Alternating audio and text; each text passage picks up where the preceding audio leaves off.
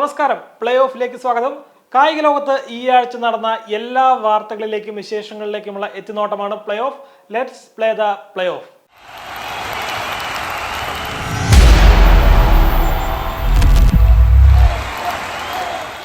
ലോകമെമ്പാടും നടന്ന ഫുട്ബോളും ക്രിക്കറ്റും ടെന്നീസും അടക്കമുള്ള എല്ലാ പ്രധാനപ്പെട്ട കായിക വാർത്തകളും നമ്മൾ പ്ലേ ഓഫിൽ ഉൾപ്പെടുത്തിയിട്ടുണ്ട്. ഈ ആഴ്ചത്തെ കായിക വാർത്തകളിൽ ഏറ്റവും പ്രധാനപ്പെട്ടത് ഇന്ത്യയിലെ ക്രിക്കറ്റ് പ്രേമികൾ എന്നെന്നും ഓർത്തിരിക്കുന്ന ഒരു വലിയ നേട്ടത്തിന് 40 വയസ്സ് തികയുന്ന വാർത്തയാണ്. കപിലിന്റെ ചെകുത്താന്മാർ ലോകം കീഴടക്കിയ ദിനം കടന്നു പോവുകയാണ്. 1983 ജൂൺ 25 ലോർഡ്സിൽ നടന്ന ലോകകപ്പ് ഫൈനലിലാണ് കപിൽ ദേവും സംഘവും ലോകകപ്പ് ഉയർത്തിയത്. ഇതുമായി ബന്ധപ്പെട്ട് തയ്യാറാക്കിയ ഒരു റിപ്പോർട്ട് കാണാം.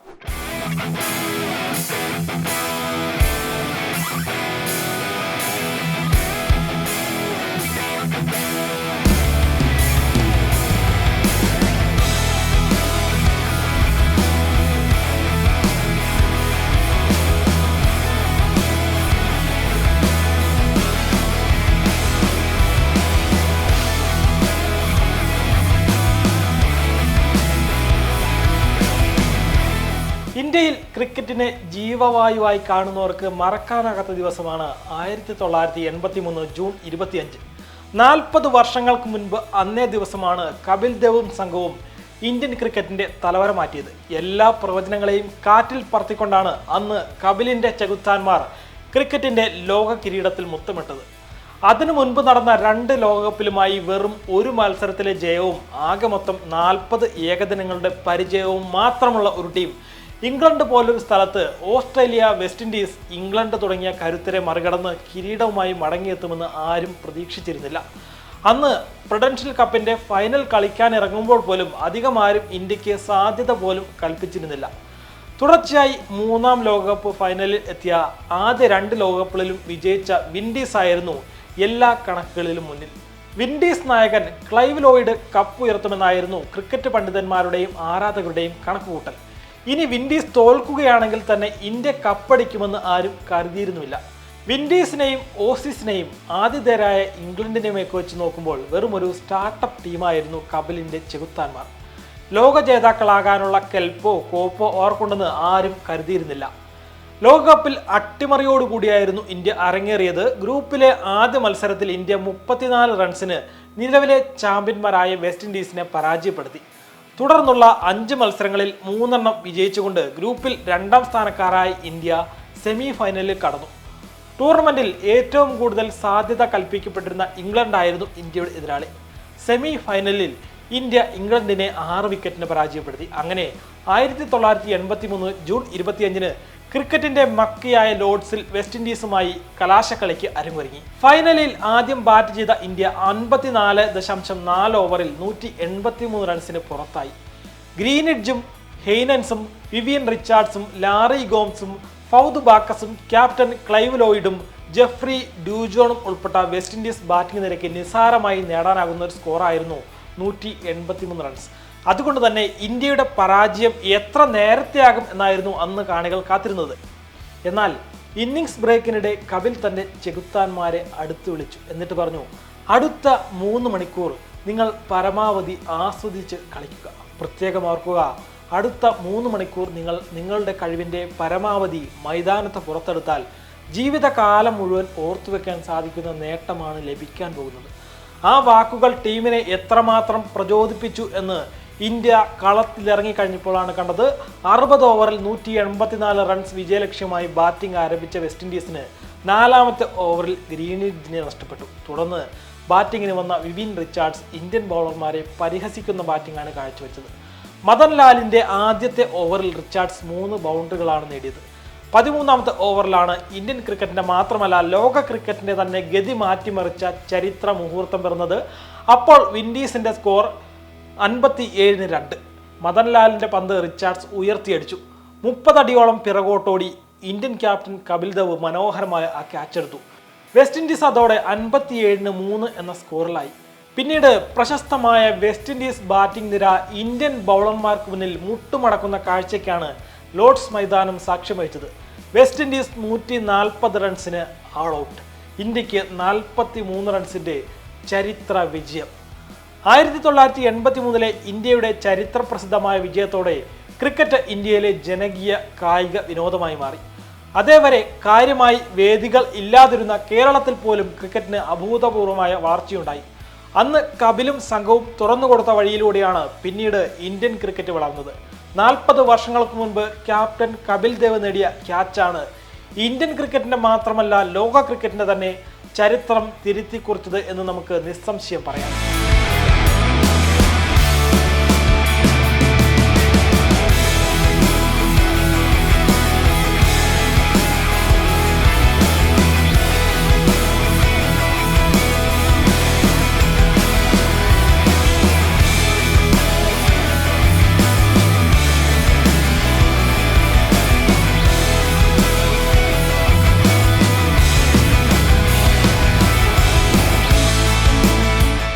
ഫുട്ബോൾ ഇതിഹാസം ലയണൽ മെസ്സിക്ക് ഇന്ന് 36ാം പിറന്നാൾ.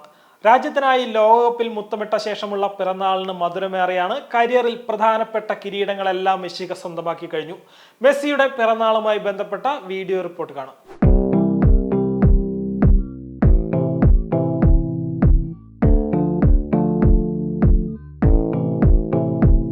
1987 ജൂൺ 24 അർജന്റീനയിലെ റൊസാരിയോയിൽ ജനിച്ച മെസ്സിക്ക് പിറന്നാൾ മധുരം.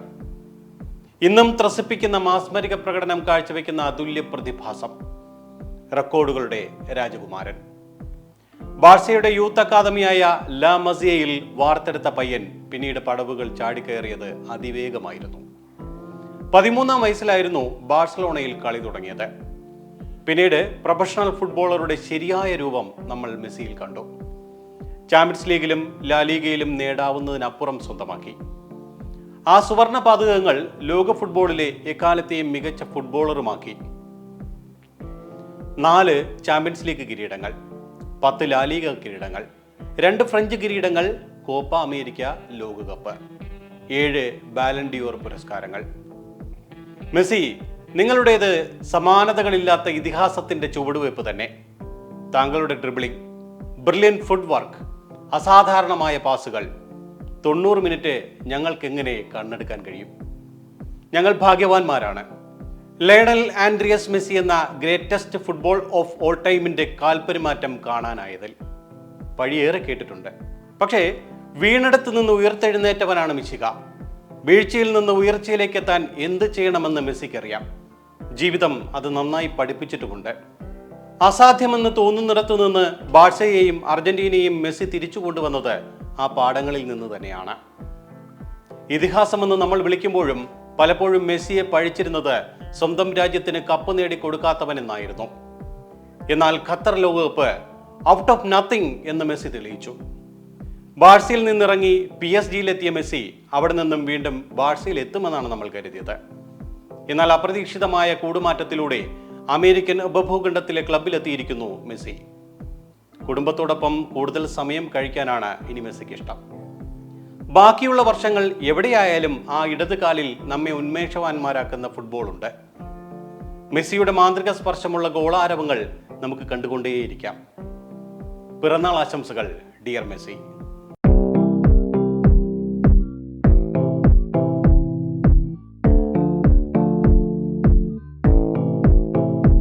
വെസ്റ്റ് ഇൻഡീസിനെതിരായ ഏകദിന ടെസ്റ്റ് പരമ്പരകൾക്കുള്ള ഇന്ത്യൻ ടീമിനെ പ്രഖ്യാപിച്ചു. സഞ്ജു സാംസൺ വീണ്ടും ഏകദിന ടീമിൽ ഇടം നേടി.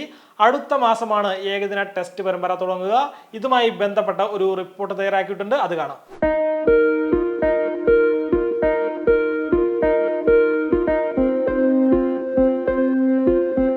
ഒരു ഇടവേളയ്ക്ക് ശേഷം സഞ്ജു വി സാംസൺ വീണ്ടും ഇന്ത്യൻ ഏകദിന ടീമിൽ തിരിച്ചെത്തിയിരിക്കുകയാണ്.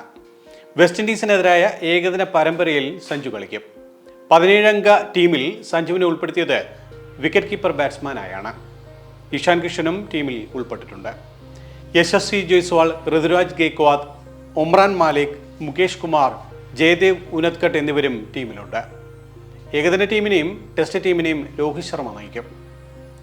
ഏകദിനത്തിൽ ഹാർദിക് പാണ്ഡ്യയാണ് വൈസ് ക്യാപ്റ്റൻ. ടെസ്റ്റിൽ അജിങ്ക്യ രഹാന വൈസ് ക്യാപ്റ്റനായെത്തി. ടെസ്റ്റ് ടീമിൽ നിന്ന് ചേതേശ്വർ പൂജാര പുറത്തു പോവുകയും ചെയ്തു. നവദീപ് സൈനി ടെസ്റ്റ് ടീമിൽ ഇടം നേടി. മുഹമ്മദ് ഷമിക്ക് വിശ്രമം അനുവദിച്ചപ്പോൾ ഉമേഷ് യാദവിനെ ഒഴിവാക്കി. വിരാട് കോഹ്ലിക്ക് വിശ്രമം അനുവദിച്ചില്ല. അടുത്ത ലോക ടെസ്റ്റ് ചാമ്പ്യൻഷിപ്പിനുള്ള ഇന്ത്യയുടെ ആദ്യ പരമ്പരയാണ് വെസ്റ്റ് ഇൻഡീസിനെതിരായ ടെസ്റ്റ് പരമ്പരയാകും ആദ്യം നടക്കുക. ആദ്യ ടെസ്റ്റ് ജൂലൈ 12-നും രണ്ടാം ടെസ്റ്റ് ജൂലൈ 20-നും തുടങ്ങും. 3 മത്സരങ്ങളുള്ള ഏകദിന പരമ്പര ജൂലൈ 27-ന് തുടങ്ങും. അതേസമയം 5 മത്സരങ്ങൾ അടങ്ങിയ T20 പരമ്പരയ്ക്കുള്ള ടീമിനെ പിന്നീട് പ്രഖ്യാപിക്കും.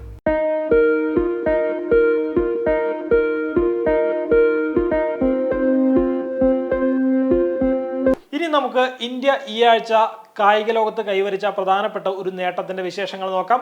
ഇന്റർ കോണ്ടിനെന്റൽ കപ്പ് ഫുട്ബോൾ കിരീടം ഇന്ത്യ സ്വന്തമാക്കിയ വാർത്തയാണ്. അത് ജൂൺ 18 ഞായറാഴ്ച നടന്ന മത്സരത്തിൽ ലെബനനെ എതിരില്ലാത്ത 2 ഗോളിന് തോൽപ്പിച്ചാണ് ഇന്ത്യ കിരീടം സ്വന്തമാക്കിയത്. 46-ാം മിനിറ്റിൽ ക്യാപ്റ്റൻ ഛേത്രിയും 66-ാം മിനിറ്റിൽ ലാലിൻ സാല ചാങ്തയുമാണ് ഇന്ത്യയുടെ ഗോളുകൾ നേടിയത്. രാജ്യാന്തര കരിയറിൽ ഛേത്രിയുടെ 87-ാം ഗോളാണ് ഈ മത്സരത്തിൽ പിറന്നത്. ഗോളും അസിസ്റ്റുമായി ചാങ്തെ മത്സരത്തിലെ ഹീറോ ആയി തെരഞ്ഞെടുക്കപ്പെട്ടു. ആദ്യ പകുതിയിൽ പിന്നോട്ട് പോയെങ്കിലും അവസാന 45 മിനിറ്റിലെ തകർപ്പൻ പ്രകടനം ഇഗോർ സ്റ്റിമാക്കിന്റെ കുട്ടികൾക്ക് കപ്പ് സമ്മാനിച്ചു. ഒഡീഷയിലെ കലിംഗ സ്റ്റേഡിയത്തിൽ നടന്ന മത്സരത്തിൽ ഇന്ത്യയുടെ സമ്പൂർണ്ണ ആധിപത്യമാണ് കാണാൻ കഴിഞ്ഞത്. 1 ഗോൾ നേടുകയും 1 ഗോളിന് അവസരം ഒരുക്കുകയും ചെയ്ത ചാങ്തെ തന്നെയാണ് കളിയിലെ കേമനായത്. മലയാളി താരങ്ങളായ സഹൽ അബ്ദുൾ സമദ് മധ്യനിരയിലും ആഷിഖ് കരുണിയൻ മുന്നേറ്റ നിരയിലും ഇന്ത്യക്കായി ഫൈനൽ കളിക്കളത്തിൽ ഇറങ്ങി.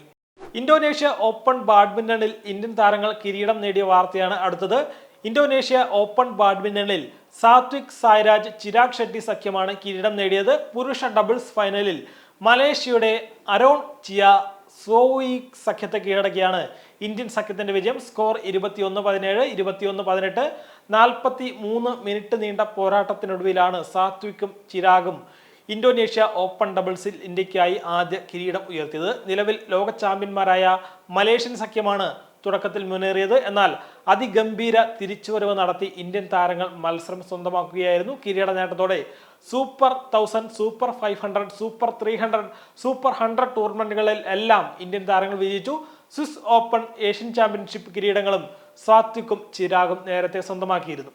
ഡബിൾസ് വിജയത്തിന് പിന്നാലെ ജോഡികളായ സാത്വിക് സായ്രാജ്, ചിരാഗ് ഷെട്ടി എന്നിവർ ലോക റാങ്കിങ്ങിൽ റെക്കോർഡ് ഉയർച്ചയിലാണ്. ഇപ്പോൾ ഇരുവരും കരിയറിലെ ഏറ്റവും മികച്ച റാങ്കായ 3-ാം സ്ഥാനത്തെത്തി.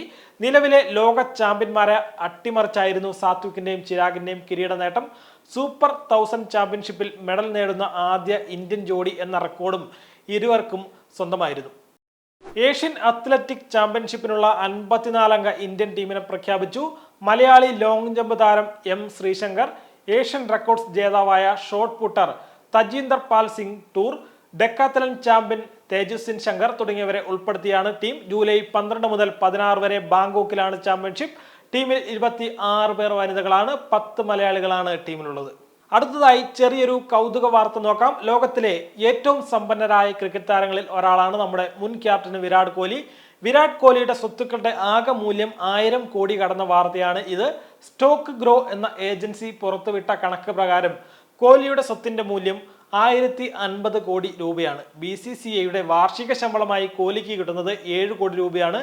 IPL റോയൽ ചലഞ്ചേഴ്സ് ബാംഗ്ലൂർ ഒരു സീസണിന് 15 കോടി നൽകും. ഇതിന് പുറമെ കളിക്കുന്ന ഓരോ മത്സരങ്ങൾക്കും മാച്ച് ഫീസ് വേറെ ലഭിക്കും.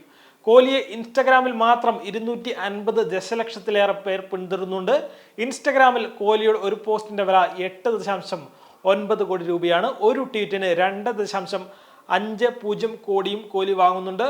സ്റ്റാർട്ടപ്പുകളിൽ നിക്ഷേപം ഉള്ളതിനു പുറമെ ഇദ്ദേഹത്തിന് സ്വന്തമായി ബിസിനസ്സുകളുണ്ട്. 8 സ്റ്റാർട്ടപ്പുകളിലാണ് കോഹ്ലി നിക്ഷേപം നടത്തിയിട്ടുള്ളത്. 18ലേറെ ബ്രാൻഡുകളുമായി കോഹ്ലി സഹകരിക്കുന്നുണ്ട്. ബ്രാൻഡുകളുടെ പരസ്യങ്ങൾക്കായി ഒരു ദിവസത്തിന് 7.5 കോടി മുതൽ 10 കോടി രൂപ വരെ കോഹ്ലിക്ക് നൽകണം. അതുപോലെ കോഹ്ലിക്ക് 2 വീടുകളാണുള്ളത്. ഒന്ന് മുംബൈയിലും മറ്റൊന്ന് ഗുരുഗ്രാമിലുമാണ്. ഇതിന്റെ മൂല്യം 100 കോടിക്ക് മുകളിലാണ്. അതുപോലെ ഒരു ടെസ്റ്റ് മത്സരത്തിന് കോഹ്ലിക്കുള്ള ഫീസ് 15 ലക്ഷം രൂപയാണ്. ഏകദിനത്തിൽ 6ഉം T20യിൽ 3 ലക്ഷം രൂപ കിട്ടും. ഇന്ത്യൻ സൂപ്പർ ലീഗിൽ FC ഗോവ ടീമിൽ പങ്കാളിത്തമുണ്ട്. ഇതിനു പുറമെ ടെന്നീസിലും ഗുസ്തിയിലും കോഹ്ലിക്ക് ടീമുകളുണ്ട്. 31 കോടിയോളം മൂല്യമുള്ള ആഡംബര കാറുകളുടെ ശേഖരവും താരത്തിനുണ്ട്. യുവേഫ നേഷൻസ് ലീഗിന്റെ വാർത്തയാണ് അടുത്തത്. പെനാൽറ്റി ഷൂട്ടൌട്ട് വരെ നീണ്ട ആവേശ പോരാട്ടത്തിൽ ക്രൊയേഷ്യയെ വീഴ്ത്തി സ്പെയിനാണ് ഇക്കുറി യുവേഫ നേഷൻസ് ലീഗ് കിരീടം സ്വന്തമാക്കിയത്. നിശ്ചിത സമയത്തും അധിക സമയത്തും ഗോൾ രഹിതമായിരുന്ന മത്സരത്തിൽ 5-4 സ്പെയിന്റെ ഷൂട്ടൌട്ട് വിജയം. പെനൽറ്റി ഷൂട്ടൌട്ടിൽ ക്രൊയേഷ്യൻ താരം ബ്രൂണോ പെറ്റ്കോവിച്ചിന്റെ ഷോട്ട് രക്ഷപ്പെടുത്തിയ ഗോൾ കീപ്പർ ഉനായ് സൈമണാണ് സ്പെയിന് കന്നി നേഷൻസ് ലീഗ് കിരീടം സമ്മാനിച്ചത്. 2012 യൂറോ കപ്പ് വിജയിച്ച ശേഷം കഴിഞ്ഞ 11 വർഷത്തിനിടെ സ്പെയിൻ നേടുന്ന ആദ്യ പ്രധാന കിരീടമാണ് ഇത്. ഇതോടെ ലോകകപ്പിനും യൂറോ കപ്പിനും പുറമെ യുവേഫ നേഷൻസ് ലീഗ് കിരീടവും നേടുന്ന രണ്ടാമത്തെ മാത്രം ടീമായി സ്പെയിൻ മാറി. ഫ്രാൻസ് ആണ് ഈ 3 കിരീടങ്ങളും നേടിയ ആദ്യ ടീം. 2021 നേഷൻസ് ലീഗ് ഫൈനലിൽ സ്പെയിനെ വീഴ്ത്തിയാണ് ഫ്രാൻസ് കിരീടം നേടിയത്. അടുത്തത് സ്ക്വാഷ് ലോകകപ്പിന്റെ വാർത്തയാണ്. 12 വർഷത്തെ ഇടവേളയ്ക്ക് ശേഷം നടന്ന സ്ക്വാഷ് ലോകകപ്പിൽ ഈജിപ്ത് കിരീടം നിലനിർത്തി. ചെന്നൈയിൽ ശനിയാഴ്ച നടന്ന മത്സരത്തിൽ 2-1 അവർ മലേഷ്യയെ പരാജയപ്പെടുത്തി. ലോക റാങ്കിങ്ങിൽ 1-ാം സ്ഥാനത്തുള്ള ഈജിപ്ത് ഫൈനലിൽ ആദ്യ മത്സരത്തിൽ പരാജയപ്പെട്ട ശേഷമാണ് അടുത്ത 2 മത്സരങ്ങളും വിജയിച്ച് കിരീടം നേടിയത്. ലോക റാങ്കിങ്ങിൽ 2-ാം സ്ഥാനത്തുള്ള ഇന്ത്യക്ക് ജപ്പാനൊപ്പം 3-ാം സ്ഥാനം പങ്കിടേണ്ടി വന്നു. വെള്ളിയാഴ്ച സെമി ഫൈനലിൽ മലേഷ്യയോടാണ് ഇന്ത്യ പരാജയപ്പെട്ടത്. 2011 അവസാനമായി ലോകകപ്പ് നടന്നത്. ഈജിപ്ത് ആയിരുന്നു അന്നും ജേതാക്കൾ. ടെസ്റ്റ് ക്രിക്കറ്റിൽ ബംഗ്ലാദേശ് ചരിത്ര വിജയം നേടിയത് പോയ വാരമാണ്.